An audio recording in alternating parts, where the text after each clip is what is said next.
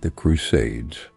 They're remembered as a clash of faiths, a holy war fought for God and glory.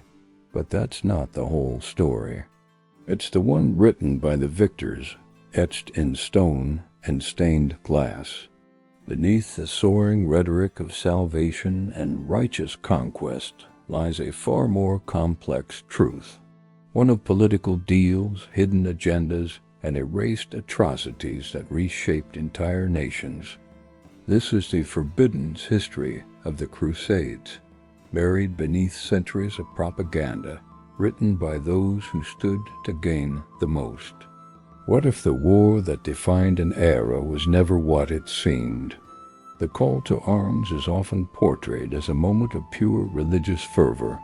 But while leaders claimed divine inspiration, a closer look at the political letters of the era tells a different story.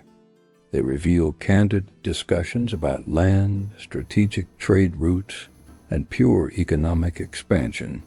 Some European rulers saw the Crusades not as a holy mission, but as a golden opportunity, a chance to eliminate rivals back home, to gain influence in a volatile world, or to seize control of unstable but resource-rich regions.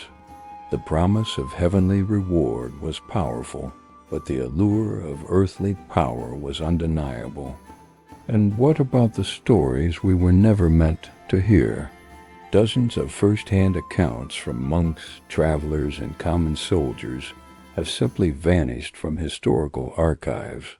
These weren't just minor diaries. They were the raw, unfiltered experiences of those who lived and died on the front lines. Many scholars now believe these chronicles were deliberately suppressed. Why? Because they contradicted the official idealized narrative of a righteous conquest.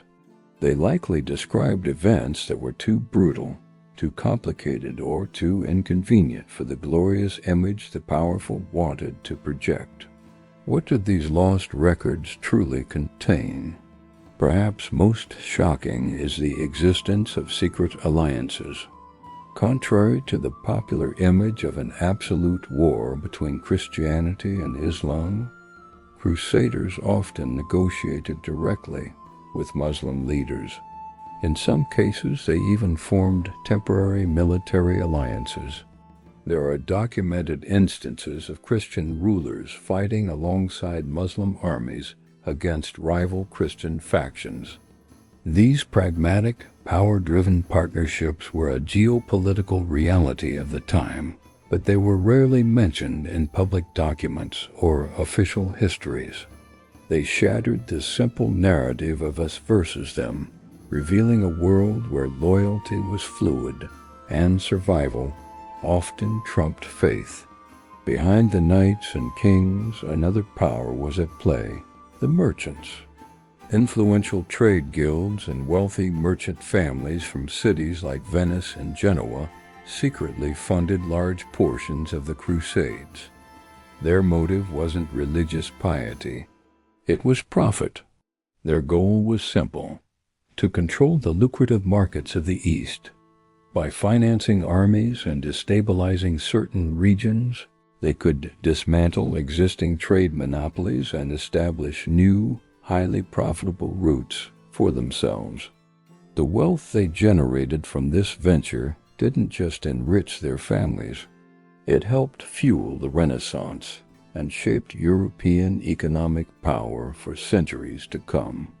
The Holy War was, for them, the ultimate hostile takeover.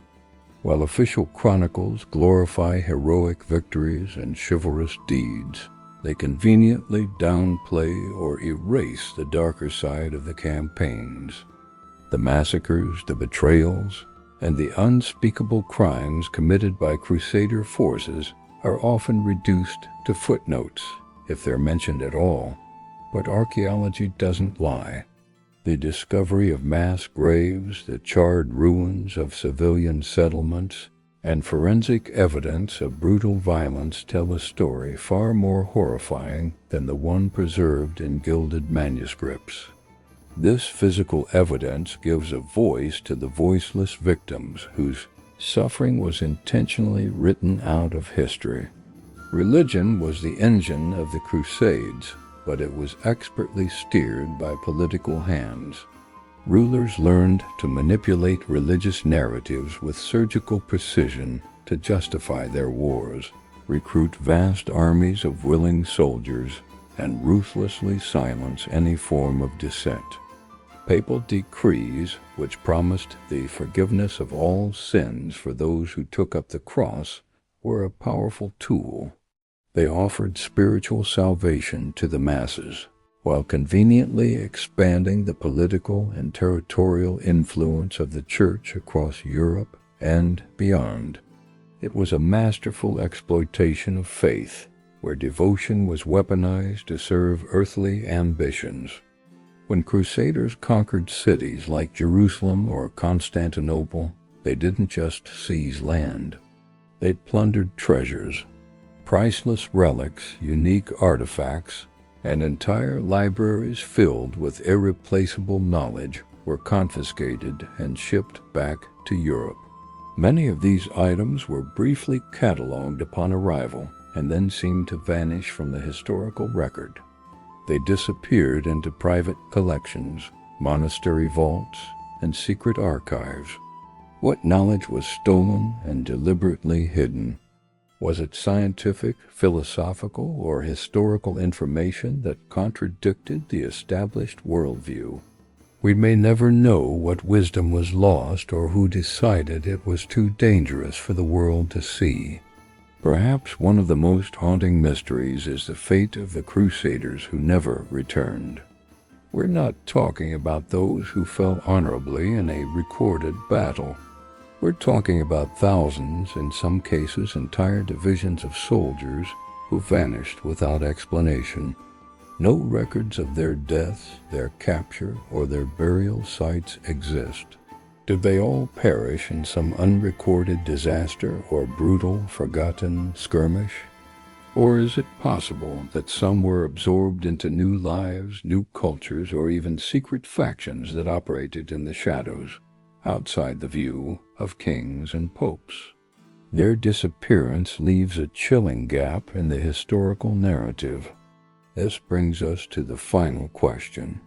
Were the Crusades truly a holy mission ordained by God, or were they one of the most successful geopolitical operations in history, cleverly masked by faith? Whose interests were ultimately served by these centuries of conflict? And more importantly, what other truths were erased from the chronicles to protect the powerful? History remembers the banners, the battles, and the legends. It conveniently forgets the motives that were written in the shadows. If you're ready to uncover more forbidden history, subscribe to the True Story Files and let us know in the comments. What do you believe the Crusades were truly about?